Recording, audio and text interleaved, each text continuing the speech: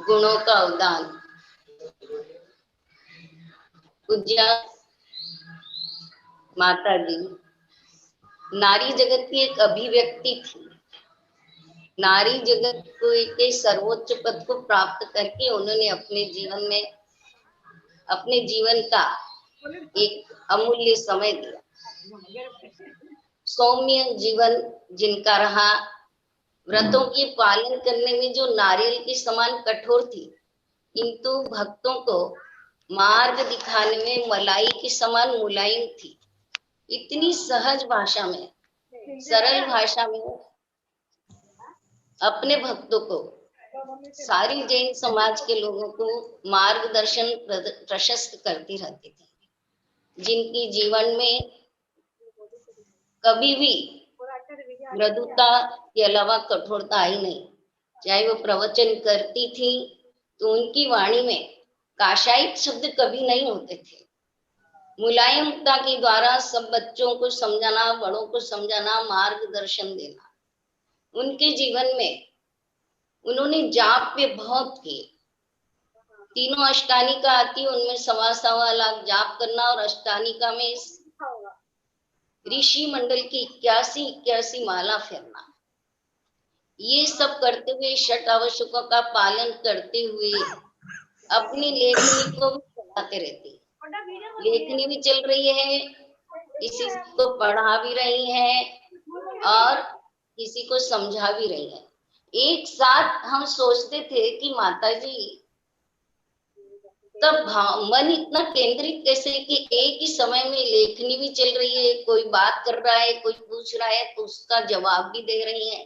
तो एक अलौकिक महिला थी जिनके कंठ में क्या, मैं तो कहती सर्वांग में सरस्वती, कूट कूट कर रोम रोम में सरस्वती छाई हुई थी। मुझे सौभाग्य निकटता से समय शिखर में जब आचार्य श्री का चातुर्मास हो रहा था, तब माता जी आसाम से प्रभावना करते हुए समय शिखर 1992 में वहां पधारी।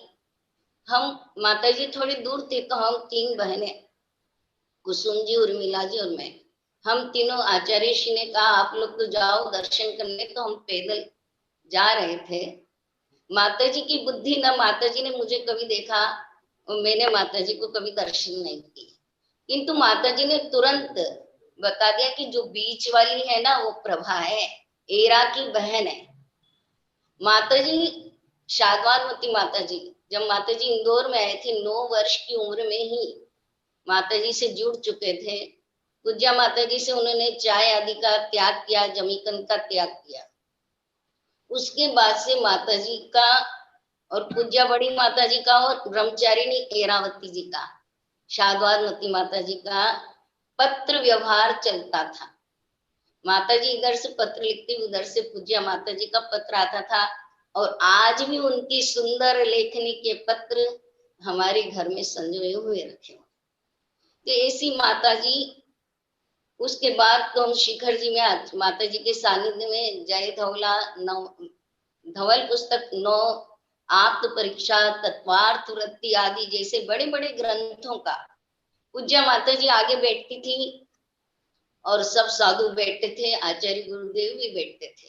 उनके सानिध्य में बैठकर बड़ी विनयता से, विनय पूर्वक आचार्य श्री के सामने विषय को खोलते थे, और इतनी गंभीरता से वो क्लास चलती थी कि कभी भी स्मरण आता है तो सोचते ऐसी क्लास देखने को अब हमें कब मिलेगी। माता जी का हमने उसके बाद वहां पर 2 साल सानिध्य प्राप्त किया। तत्पश्चात जयपुर में भी सानिध्य प्राप्त किया, आशीर्वाद प्राप्त किया। उसके बाद 2012 में माता जी जब बड़का बालाजी थे, तो बार बार मेरा जाने का संयोग हुआ। पूज्य माता जी ने 1-2 बार मुझे कहा तू आई तो शाद्वादमती नहीं आवे कहीं। मैंने आएंगी माता जी, भी ठंडी बहुत है। अच्छा, वह कोई बात नहीं। हम लोग 6 अप्रैल को वहां पहुंचे बड़का बालाजी। माता जी को पंच कल्याण के लिए जाना था, तो माता जी ने कहा कि दर्शन करने आए, तुम्हें तो आगे प्रोग्राम में जाना है। हाँ, जिस समय गुरु और शिष्य का मिलन वो हुआ, माता जी अपना मुंह ढककर रखती थी।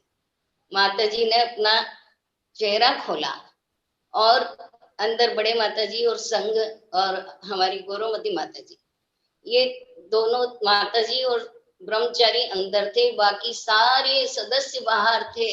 माता जी ने माता जी का अपना हाथ अपनी छाती पर रखा और सबकी आंखों से वह विरल अश्रुधारा जो बही, उसको देखने के लिए सभी ऐसे आतुर थे। बहुत सारे सैकड़ों लोग इस दृश्य को वहां देखे, वो जानते भी।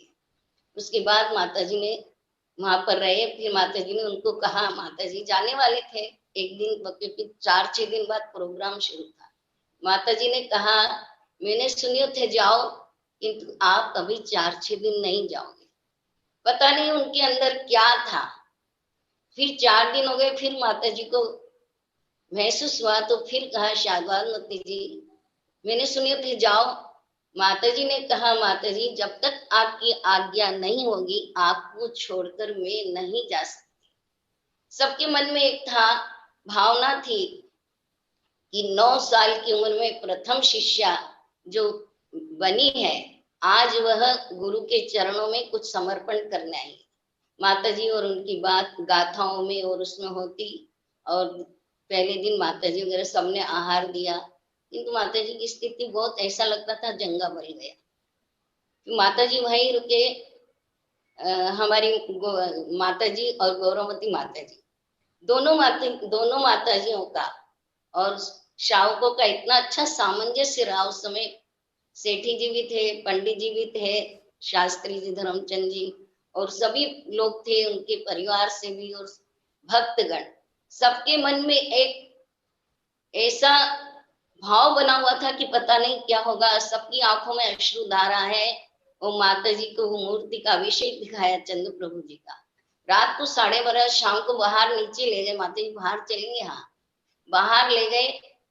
तो माता जी को रस्सी वगैरह करके बाहर बिठाया। माता जी ने माता जी से कुछ पूछा, माता जी ने उसका उत्तर दिया। 12:30 मैं बाहर निकली, माता जी सोए हुए थे, अन्य लोग भी थे।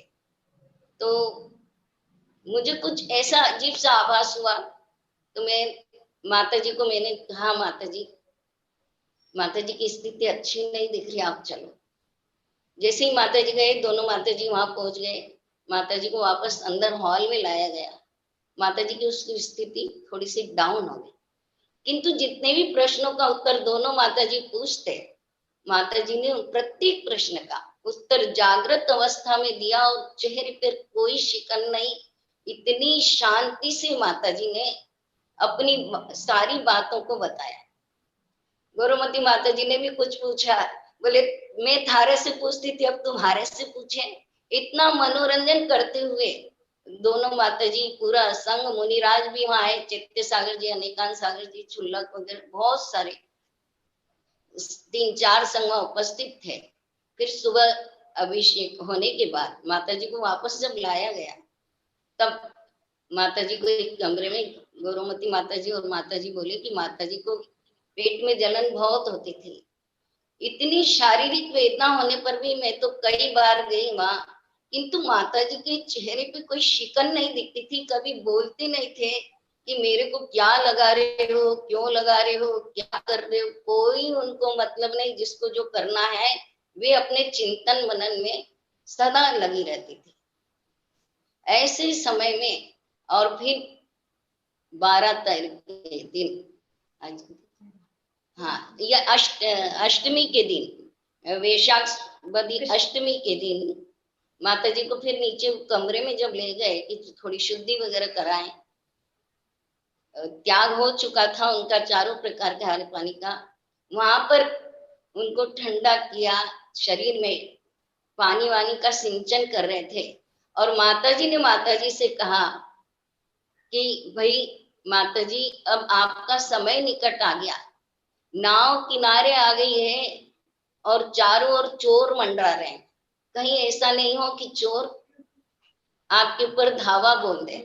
माता जी ने मुस्कुराते हुए कहा कि नहीं, कुछ नहीं होगा, मैं सावधान हूँ। और थोड़ी देर बाद दोनों माता जी के हाथ में पूज्य माता जी, और बड़ी शांति से उन्होंने अपने इस नश्वर शरीर का त्याग किया और एक महान रूप को प्राप्त करते हुए अभी वो जिन धर्म की प्रभावना कर रही होंगी, अपनी आत्म प्रभावना कर रही होंगी देव बनकर भी, किंतु मैं तो यही चाहती हूँ ऐसी महान नारी जिन्होंने अपने जीवन में कभी शटरस नहीं खाए।